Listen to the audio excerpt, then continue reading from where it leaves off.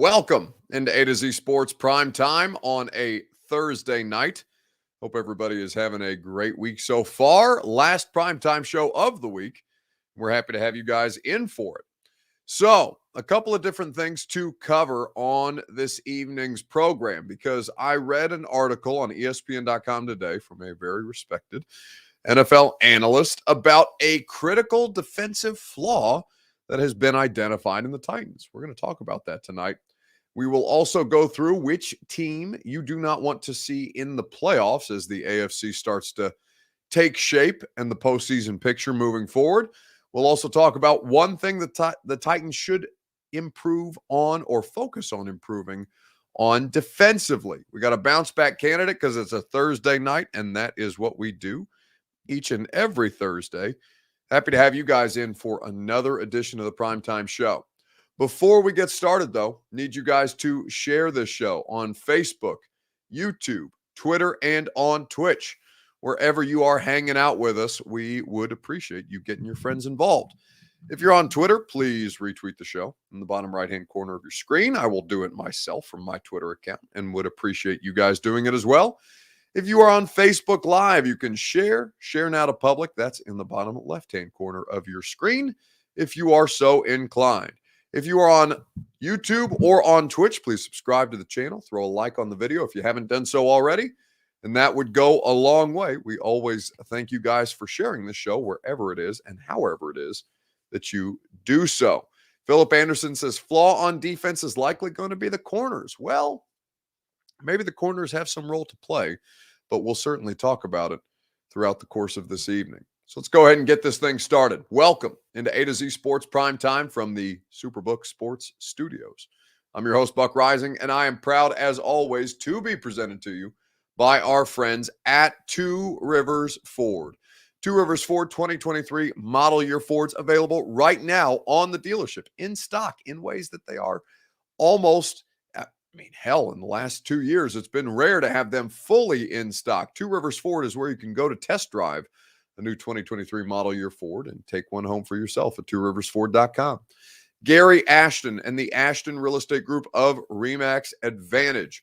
Your dream address without the stress, and the Intel Edge is what you stand to receive at GaryAshton.com. TrueMav Fitness, the best place to get your fitness journey started is at TrueMav Fitness in the Gulch, downtown Nashville, and your first workout free at TrueMavFitness.com as a Middle Tennessee resident. And Superbook Sports, where you go to get in on all the action, no matter what sport you are betting. Superbook Sports is your place to wager this season. First bet up to $1,000. They'll match it, win or lose. Download the Superbook app today. So, as we talk about the Titans and things that they need to be able to do against the Philadelphia Eagles to have a chance in this game, we talked about it last night, right? We played for you the Greg Cosell clip where Greg said, at any point, this team can make your life a living hell. They play physical. They play aggressive. And even though the talent is not something that you would cite as them being a good football team, you understand that the method for victory, or the approach to victory for the Titans is, hey, let's beat them up. Let's beat them up for 4 quarters and see if we can't slug it out en route to a victory. That's really been a successful formula for them, ironically enough, because, there is some nuance to it, of course. They obviously have good defensive players. They have a good defensive system in place, and the offense is good enough to keep you in games from time to time. Certainly the red zone efficiency helps them a great deal. But I do think that what the Titans have at their disposal for this particular game is going to come in handy. Now, there is a critical defensive flaw that Bill Barnwell at ESPN did well to discuss and kind of give life to, for lack of a better term, in how you kind of study this defense moving forward, because certainly the Eagles are going to have advantages given the style of play that they do offer. Brian says Leo gave an interesting take on why the running game isn't working. Yeah, we for those of you who listen to the radio show, we had an interesting day of callers, for lack of a better term. I'm not sure how to describe it other than interesting, but certainly a lot of people with a lot of different theories, including Leo, who said he doesn't think Derrick Henry knows the plays, and that's what's slowing the offense down, which, of course, is patently ridiculous and stupid. But, that's why you listen to the radio show, because you don't know what the callers are going to do. So let's start with your Two Rivers Ford take on this Thursday evening. Which AFC team do you not want to face in the playoffs? Now, we understand that this is still week 13, and there's a lot of different things that they have to work through. But there are you've faced a couple of these top tier AFC teams so far. You understand how you stack up against them between the Bills, the Chiefs, and the Bengals. All three losses, but two of those games you did play well, and well enough to win the game. Had a couple of circumstances not fallen in the opponent's favor. For example, the Titans starting Malik Willis against the Chiefs, a difficult circumstance. They didn't have a quarterback who could operate an NFL passing game. Obviously, that's going to cost you when you go to overtime against the Chiefs, even if you get them to overtime. Cincinnati, you had a chance in that game. Kevin Strong kind of blew it, as did T.R. Tart, even though the penalty wasn't called on him.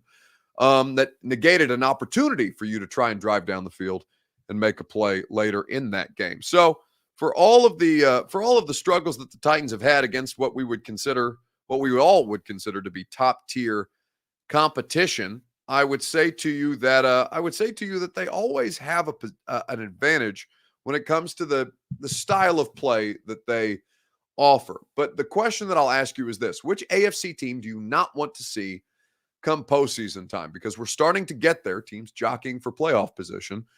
And obviously those losses to the Chiefs and the Bengals will matter, and the Bills will matter down the stretch. Craig Baxter says the Bills, only team I'm worried about is the Bengals, says Deshaun Washington.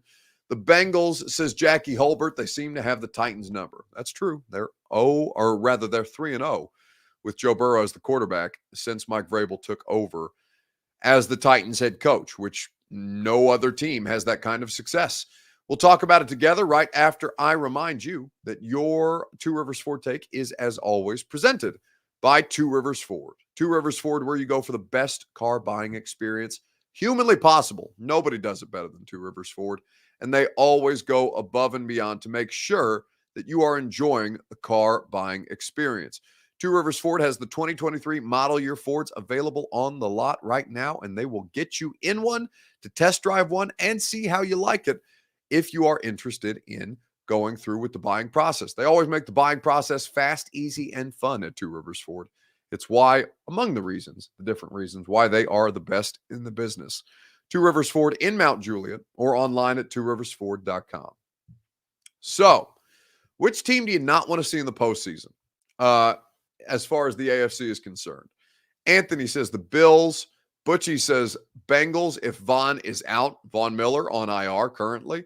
Was just placed on IR earlier today or earlier this week. I know it was within the last 2 days, to be certain. But Von Miller, yes, placed on injured reserve, which is a big loss for Buffalo, who looks a little more human, or mortal rather, than the last time the Titans saw them, which was in week 2.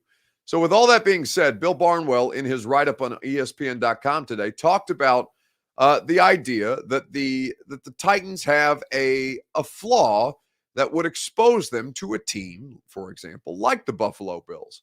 So here was the write-up, courtesy of Bill Barnwell on ESPN.com. He says that the Titans, the team to avoid for them, and let me move Butchie's comment out of the way, the team to avoid for the Titans is the Buffalo Bills. We've already seen the Bills shred the Titans with their play-action passing game, and Buffalo's 78.4 QBR on play action is the NFL's 5th best. The team right now below them is the Chargers, but I strongly suspect, Bill Barnwell writes, the Titans would be delighted to go up against a team that struggles to stop the run as badly as LA does. So the Bills is the team that you don't want to see in the postseason, because they write. He writes this of the Titans and their play action passing game, which has honestly been their strength over the last couple of years. But for as good as they are at stopping or at utilizing the play action pass, they really do have a hard time stopping it, which is an interesting note here by Bill Barnwell. They have been sliced by play action passing this year. Their pass defense is 5th best by QBR when teams simply drop back and throw. When the opponent uses a play fake, they're allowing a QBR of 82.3, which is the third worst in the NFL this season. Vrabel's defense has allowed teams to complete 69% of their attempts on play action, an average of 8.4 yards per throw, and a toss-up and score 10 touchdowns to only one interception on play action passes this year, which is kind of crazy to think about. So the Titans, for as good as they are at play action passing, they're getting got by opponents' play action pass, which is interesting because you would think for as good as they are at it, they would be able to understand how to stop it. And thus far, either it's a personnel issue or, a discipline situation where they've not been sound in their assignments. They have not done well at stopping the play action pass by any stretch of the imagination. In fact, as Barnwell lays it out, they're third worst. A to Z Sports Prime Time is presented by the Ashton Real Estate Group of RE/MAX Advantage. GaryAshton.com is where you go for your dream address without the stress. The Ashton Real Estate Group will get you in position to succeed with that intel edge that we all need. If you're going to be buying or selling a home in Middle Tennessee, the Ashton team has you covered. GaryAshton.com is where you go for the official real estate agent of the Nashville Predators and of this radio show. The Ashton Real Estate Group of RE/MAX Advantage, the intel edge you need to succeed. So, Leo says Tua won't make it to the playoffs. He's going to keep running around and keep running and gonna F around and find out again. Well, he's not running. He's not had to, Leo. He's the best quarterback in football this year by the metrics, which is crazy. I mean, he's not running, really. He's not had to. He is the best quarterback in the NFL this season as far as ball placement, accuracy is concerned. Timing on his throws, there's been nobody better in the league but Tua. So as far as the Dolphins go, the Dolphins offense has a lot of answers to the test coming in, no matter who they play. They have two fairly unguardable wide receivers in Tyreek Hill and Jalen Waddle, who, with the combination of the way that offense is schemed and the way that the quarterback operates within that offense, they have been able to succeed at a very high level, understandably so. The Titans, I think, they have beaten Tua and the Dolphins before, but this was under a previous coaching regime.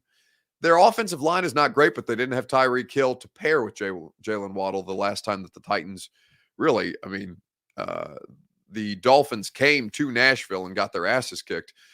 Coming off, if I recall correctly, it was in either an 8-game or a 9-game winning streak. It was something pretty substantial that the Titans brought to a screeching halt because there was a lot of questions about just how good actually were the Dolphins. And turns out they were good enough to come in here and get their butts kicked by the Tennessee Titans. This year's Dolphins team is a much different team at this point. I would say that the Bills is the team that you really don't want to see in the postseason right now, given the problems that they have caused you previously. But I'd probably put Miami 1B to Buffalo's 1A at this point, because I do think that they present a number of matchup problems that the Titans defense, while good, I don't necessarily think they're good enough to overcome the problems that Miami would pose.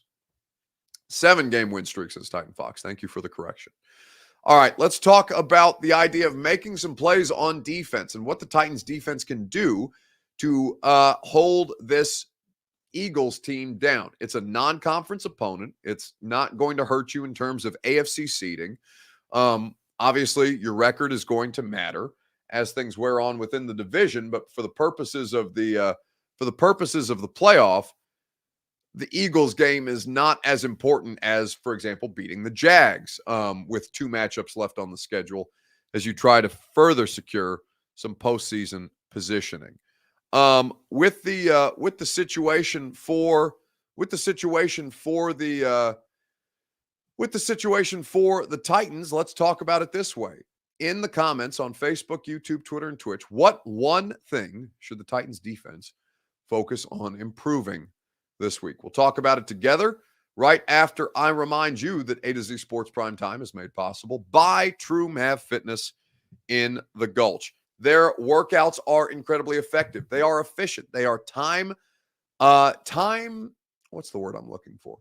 time savvy is not the right word that I'm looking for. Efficient probably describes the lack of time that it takes for you to get a great workout in. Producer Reed is howling with laughter in my face, which I always appreciate. Yes, TrueMav Fitness will help you. They've helped me. I'm down almost 37 pounds in the last couple of months, down from 248 to 211. We are fired the hell up at this point about the work that TrueMav Fitness has helped us with, and they can help you the same way. Whether you're into group classes the way that I enjoy, whether you prefer personal training or their open gym, their success is evident in the way that they go about their business and the way that they make it fun for you to start your fitness journey today. Your first workout is free as a Middle Tennessee resident at TrueMavFitness.com. So, what is the one thing that defense needs to improve? Well, this has been talked about from a variety of different things. Coming off it wasn't a bad performance by Tennessee against the Bengals, but it wasn't their best, and they'll certainly need their best going up against a Philadelphia team that's going to look to find ways to make this team pay. He takes off even when it looks like he's initially intending to drop back to pass. Like, I almost wonder, but if they're telling him, hey, if you see space, just go. Because a lot of times he's not even hitting his back foot. He just runs. Man, for sure. And that lets you know that this type of playmaker that he is. He wants to put his team in the best position that he possibly can. And then when those situations presents themselves, he comes right away and he makes them pay for it, especially if you don't have great rush lanes and everybody running up field and not really taking accountability that he is a very fast and elusive guy.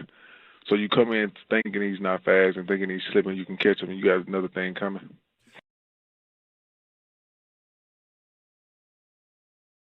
So that's Bud Dupree on the radio show today. By the way, Bud is always great. Anytime you have him in an interview setting, and you can hear the full interview via the podcast of my radio show, creatively named The Buck Rising Show, wherever you get your podcasts. And by the way, I love that you guys post us in the or tag us in the Spotify Wrapped from your year of listening. And I cannot tell you how much I appreciate the way that you guys consume the primetime show, the radio show, the podcasts. It makes us very happy and certainly rewarding for everybody, producer Reed, producer Lucas, everybody that works hard to make the shows possible. So we do thank you on behalf of well, I'm the one who's hogging the mic as often as I do. So I will thank you on behalf of everybody, even though I'm sure that they would express their gratitude in their own ways. So Bud Dupree on the radio show today talking about Jalen Hurts, because to kind of set to give context to that conversation, Jalen Hurts averaged 9.2 yards per carry. He had 157 yards on the ground, not passing, on the ground against the Packers. The Eagles put over 360 yards rushing on the Packers this past weekend, and it's because their quarterback is so smart in the way that he uses his legs. Their passing game is efficient. It's not crazy, but it's efficient, and they have done well to supply Jalen Hurts with great skill position players. I think that for Stephen King says we only do it for producer Reed, to be fair. Well, you know what? I completely understand. The only reason I show up every night is for producer Reed. Otherwise, I'd go to bed at 8:00 at night as opposed to working a little longer. But either way, producer Reed expresses his gratitude from the shadows behind the scenes. But yes, the rushing attack of the Eagles is something that the Titans are going to have to take away. They've been so good against the run this year, and certainly they have to find ways to do so again. Now, it's not just about the rush, right? Because the Eagles are the most complete offense in football, wholesale. More complete than Patrick Mahomes and the Chiefs, more complete than Miami and Tyreek and Jalen Waddle. They are the best offense. They're not the best offense, but they're the most complete offense. And right now, that matters a great deal as they get down the stretch, because they're really starting to hum in ways that their front office has also done well to fortify the positions that they're not necessarily strong on. On those scrambles by Joe Burrow, Jeffrey Simmons, he has said that there were breakdowns in communication. Can you just elaborate, like, what was the problem with communication on his scrambles? Yeah, when I watched the film, I think he had some pretty good rush lanes a couple of times. like I said, the defensive linemen, especially on third downs in different situations, they have different rush games that they have called, and it didn't look like the execution, the communication with that was clean enough. And then obviously when you scramble on the back end, sometimes we're plastering receivers at the time, so he's finding open spots. So, he didn't have any, I think I don't know if his longest run was like 15 yards or something like that, but he did make some key scrambles when he needed to. A few more X plays. So that's Kevin Byard talking about the ability of quarterbacks to make plays, specifically Joe Burrow, but the ability of quarterbacks to make plays with their legs against the Titans defense. Now, it hasn't happened a ton, but Mahomes, for example, you saw the kind of like the 3rd and 17 conversion late in that game where Mahomes just felt like, okay, you got him in 3rd and long. You got the ability to stop him. You're playing without a real quarterback in that particular game. Respectfully to Malik Willis, who's doing the best that he can, but obviously it's not good enough to operate a standard NFL passing game.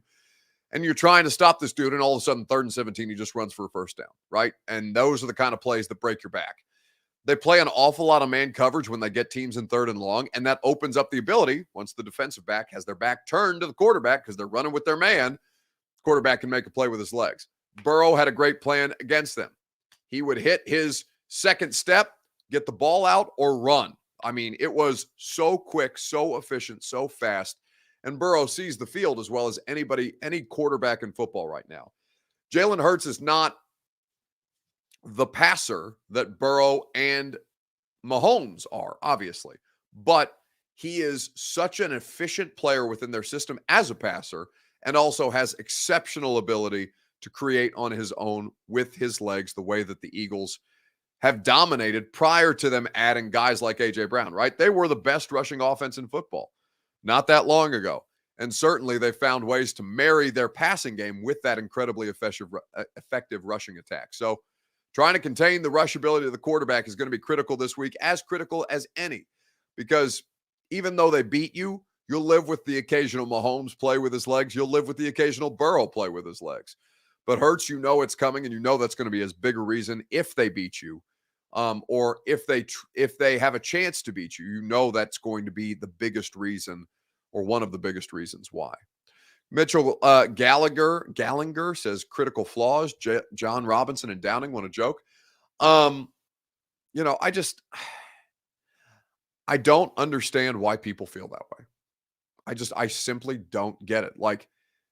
And it's not because it sounds kind of douchey to say, but I don't know if it's just a lack of understanding about what you're watching on the field as to why you blame specifically Todd Downing. Like John, the roster, there's ways to pick it apart. And again, I'm not saying that Todd Downing is a great coordinator. I'm not even saying he's an above average coordinator. I just think that Todd Downing, the criticism of Todd Downing, is such a waste of time because it's not even remotely their biggest problem right now. They got roster deficiencies. Honestly, I think John's inability to rebuild the offensive line is by far and away a bigger problem than anything that Todd Downing has posed to you, because, you've seen what the quarterback is capable of doing within this offense when he has adequate time. It's just, over the last 2 years, he hadn't had shit for time. And it doesn't allow a passing game to develop. Buck, I can tell you with 85% accuracy, the play that we will run based off the down and distance and personnel. Yeah, but that was the case under Arthur. The difference is teams can stop it now. It's not like they're any different than they were, what was 2020? I guess 2 seasons ago. They're not schematically different than they were 2 seasons ago. It's just, the offensive line kind of stinks now, and teams can stop it. I think the most impressive thing about the Titans is that everybody's always known what's going to happen, what this team is going to do. They're going to run the football. They're going to run Derrick Henry. They're going to run it 29 to 30 times a game. Hell, Derrick was averaging all over 29 touches a game prior to in the 2020 win season before he got hurt. So, the difference is teams are stopping him. Okay, so now you got to figure some shit out. The offensive line isn't very good, so it doesn't allow you to figure things out. I just think that the whole Todd Downing situation, I'm not criticizing anybody's football knowledge, because listen, there are so many resources available to you guys that many of you are smarter than the people who talk about football for a living. I'm not disputing that at all. I have learned a great deal about football based on the conversations that I'm able to have with coaches, with players, with analysts who I trust and who I know do a good job. So I'm not claiming to have any great football knowledge that you don't possess. All I'm saying is when I watch these games armed with the knowledge of who I talk to and how it is that these games play out, Todd Downing is not the thing that I come away with thinking is the problem. So I've really not understood that over the past couple of years. I think sometimes last year they were super limited, and I think the injuries played as much a part of that. But every time I feel like I'm seeing something, our plays seem so blah, says Rooney. Again, they're the same plays. They're the exact same plays. The difference is you can't do them as well anymore. So nothing about the plays has changed. It's just your team sucks a little more. They don't suck. They're 7-4. They're leading their division. It's the same plays. So, yes, they need to figure things out. Nobody's disputing that. I'm not saying that they're good enough. They're not good enough to win a Super Bowl right now. That's not a hot take. What's the Boris Johnson line? The disgraced former UK prime minister? Them's the breaks, right? When he's voted out of office, them's the breaks. Well, them's the breaks. Like, you're running the same plays. Your offense is the same. Nothing has really changed. Your offensive line sucks. That's causing you a lot of problems. Caused the passing game problems. Caused Derek to get stuff behind the line of scrimmage a great deal more. So, I would invite you guys to listen to Greg talk about these things as opposed to me yell at you about these things, because I feel like, I'm redundant with it to an extent that sometimes you guys may tune me out, and that's fine. I understand. It's confirmation bias when you see something go wrong and you already have it in your mind that Todd Downing's the problem, and then something happens with the offense and you're like, Todd Downing, that guy sucks. But it's really not about that. So again, he's not the greatest offensive coordinator in the world. He may not even be above average. But the problem is not with the play calls. The problem is the play calls that have always worked don't work anymore. They don't work anymore. So I would invite you to go listen to the podcast that I do with Greg Cosell every week. It's not even a plug. It's just Greg is much smarter than me about football. And that's why I enjoy the conversations with Greg, because I learn, as you guys do, while I'm the one driving the conversation and feeding Greg or lobbing it up to Greg for him to slam dunk, right? Those are the kind of conversations that I really enjoy, and I think help us all be smarter about what it is that we're watching. So, yes, do they need to adapt? Of course they need to adapt. Is it solely the fault of the play caller? Absolutely not. And I wish that we could get away, because it's causing me migraines. I wish that we could get away from that hamster wheel conversation, because it's over and over and over and over and over again. And as long as Derrick Henry's on the roster, this is the offense that you're going to run. That's just so either you jettison Derrick, which all of you would shit your pants if that was a thing, or you find ways to make it work around him. They're trying to find ways to make it work around him. Thus far, it has been successful to an extent, but not successful in the way that I think most of you want to achieve. So let's leave that conversation alone for now. Let's move on to a weekend bounce back. Who needs to bounce back the most in sports this week? Let me know in the comment section on Facebook, on YouTube, on Twitter, and on Twitch. We'll talk about it together right after I tell you that the A to Z Sports primetime. Well, actually, let me read this comment from Bilal really quick. He says, "Bucket's called adjusting when we are horrible when we need to adjust." I think each game, don't take it as a whole season sample size, right? Take it game by game. Do I think they could have gone away from the run earlier than they did with Derrick Henry when it clearly wasn't working? Yes. But I have the results in hand.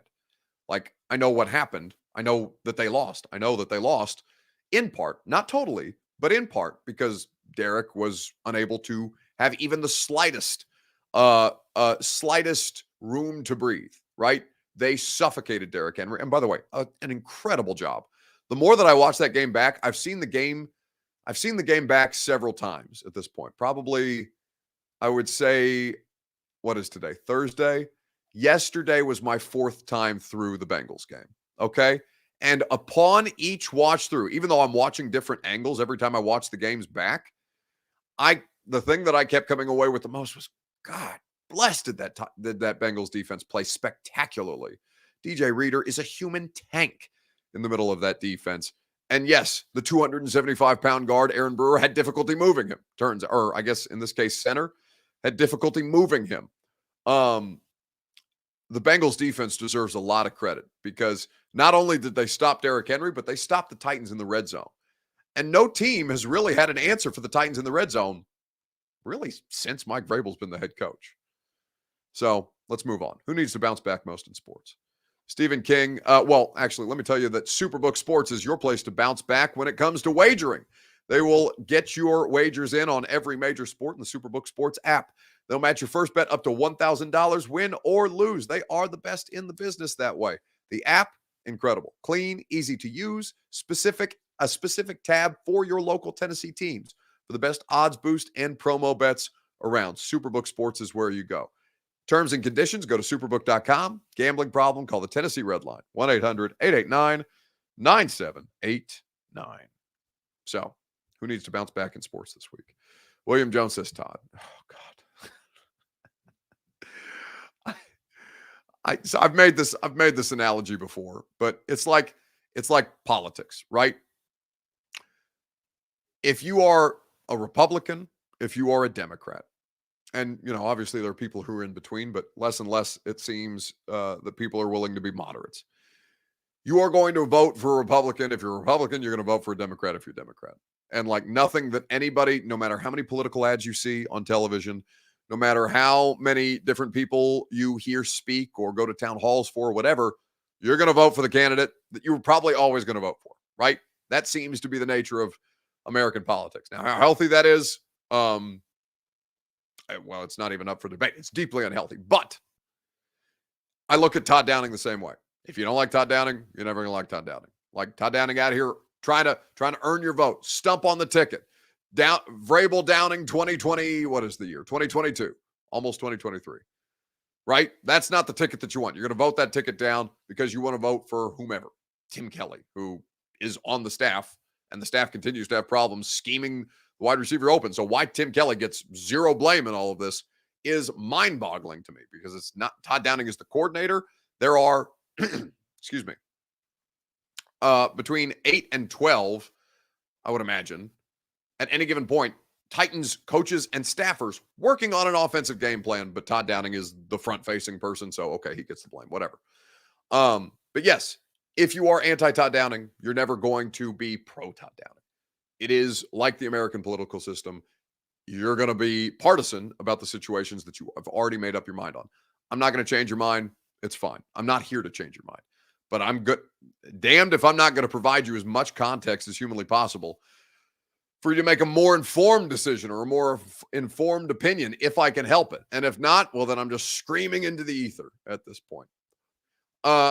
William adds, Buck, you don't understand because you're a part of the sports media. If you're a PSL or a fan, you would feel our pain.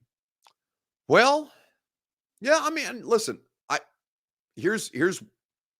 I'll take it in parts because I think there are some of that is right and some of that is incorrect.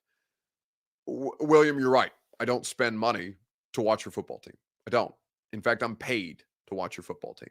It's a marked difference between, my mortgage payment comes directly from going to football games as opposed to people spending their disposable income to go to football games. I'm cognizant of that, right? I am also cognizant of the fact that my emotional investment in the Titans is my emotional investment in the Titans goes as far as the success of the radio show, of the primetime show, and of the work that I do. It is beneficial for me to cover a winning team. There is no question. Does a little disaster help from time to time as far as ratings, numbers, engagement, interest? Yes, that is so. But here's what I'll say to you. I have to watch every game. Like, I don't have a choice. I can't turn on the red zone in the press box. I can't change the game to what's the big game this week? Chiefs Chiefs and Bengals are playing this week. Can't change the channel to Chiefs and Bengals. So I have to watch, I get to cover the NFL. It's a great privilege. But I have to watch your games at least 4 times through every week. And that's fine. That's part of my job. It doesn't make me less likely to feel the kind of things that you feel, because I am looking at the flaws that the team that I cover has, and I'm saying, okay, here's what they are doing, here's what they are capable of doing, here's what they're not capable of doing, here is what is going to keep them from achieving their ultimate goal, which is the Super Bowl. To analyze, to dissect, to have conversations, to provide insight, right? That's my job. And yes, is there a degree of detachment? Because you're correct. I don't pay for my seat in the press box. I get paid to be there. I don't pay for my parking at the games. I have parking at every game. I don't pay for the food that is provided to us in the media lounge by the Tennessee Titans as an organization, because that's a perk of the job. I get a media lounge for 4.5 hours, and then after I finish press conferences, to sit, to hang out, to drink my coffee, whatever. But I'm also watching your team as closely as anybody, because that's what I'm paid to be there to do. So yes, there is a degree of detachment, and I don't get upset the way that you guys do. But I will also say to you that I do think, even though I'm not emotional about it, and you guys may push back on this, it's entirely your prerogative to do so. I do think that the context and the perspective that I provide is noteworthy in the way that it gets you to be less emotional about what you're watching and to detach yourself a little bit, if I can, from the emotion of how much you care about your team. It's incredible that you care about your team the way that you do. But also, I think sometimes it's counterproductive, because emotional decisions, emotional analysis, they don't have a place here. That's not what we do. We're here to look at the games. We're here to analyze the roster. We're here to talk about the scheme. We're here to break things down. Beyond that, if you want to get bent out of shape about because you don't like your offensive coordinator, okay, I can't help you. Tough shit. Maybe you change in the offseason. Maybe you don't. It's December the 1st. It's week 13. In the meantime, we're talking about football games. This is supposed to be the bounce back segment. I don't know how we got that caught up. I went in on a bit of a tangent. I apologize. Who needs to bounce back in sports this week? Probably Jerry Stackhouse, who got bounced from a game that was very, very close last night in ways that I just thought was completely foolish. We've had a lot going on since we went into the timeout. Now, we mentioned that there was a technical foul called on Liam Robbins.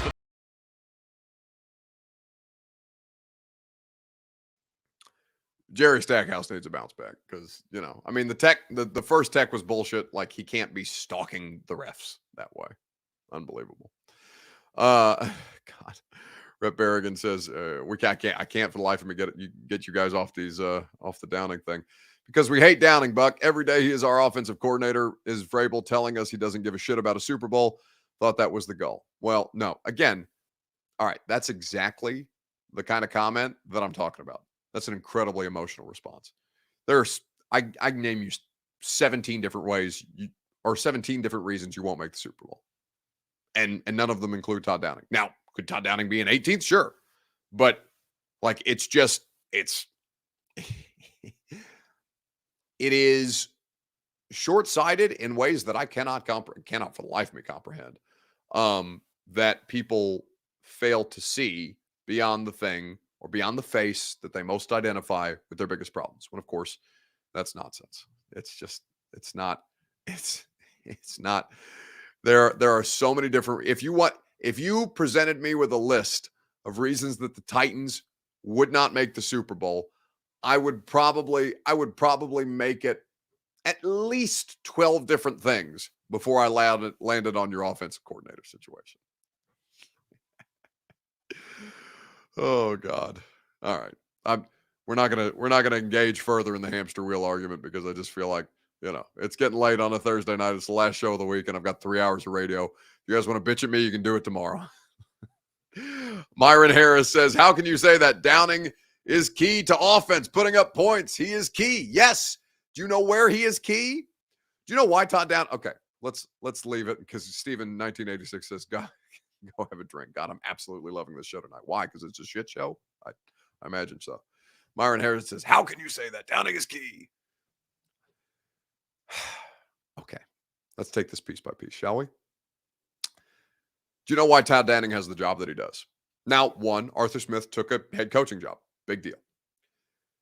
Todd Downing has not single-handedly, but he has been one of the most, if not the most, influential actors in your red zone offense. 5 years now, we're in season number 5 of Mike Vrabel.